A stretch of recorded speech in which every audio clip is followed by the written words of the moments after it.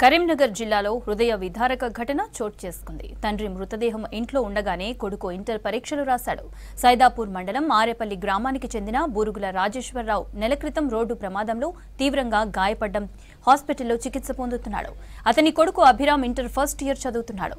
చివరి పరీక్ష రోజు తన తండ్రి మృతి చెందడంతో పుట్టెడు దుఃఖంలో అభిరామ్ పరీక్షకు హాజరయ్యాడు. దుఃఖాన్ని దిగమింగుకొని పరీక్ష రాశాడు. తర్వాత ఇంటికొచ్చి తండ్రి అంత్యక్రియలు పూర్తి చేశాడు.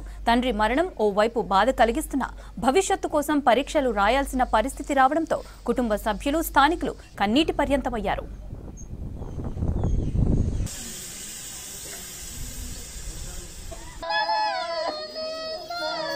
బురుగుల రాజేశ్వరరావు మా బావగారు అవుతాడు.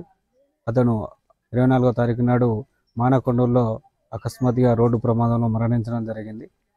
అతనికి ఉన్నటువంటి ఒకని కొడుకు నిన్న ఇంటర్ పరీక్షలు నడుస్తుండగా నిన్న లాస్ట్ ఎగ్జామ్ బాడీ నిన్న ఇంటికాడ ఉండగానే మా నాన్న చనిపోయిన ఎలా అన్నగా కూడా అతి కష్ట పరిస్థితిలో కూడా అతనికి ఎగ్జామ్కు తోలడం జరిగింది. ఎగ్జామ్ రాసుకొని వచ్చి తీసుకొని రావడం జరిగింది. నిన్న దాన సంస్కారాలు కూడా జరిపించడం జరిగింది. మా డాడీ యాక్సిడెంట్లో చనిపోయిండు. మానకొండూరు డ్యూటీకి వెళ్తుంటే Kotak Mahindra bank security guard ఎత్తాడు. నేను ఒక్కనే కొడుకును. ఇంటర్మీడియట్ నాకు బోర్డ్ ఎగ్జామ్స్ ఉన్నాయి. లాస్ట్ ఎగ్జామ్ నేను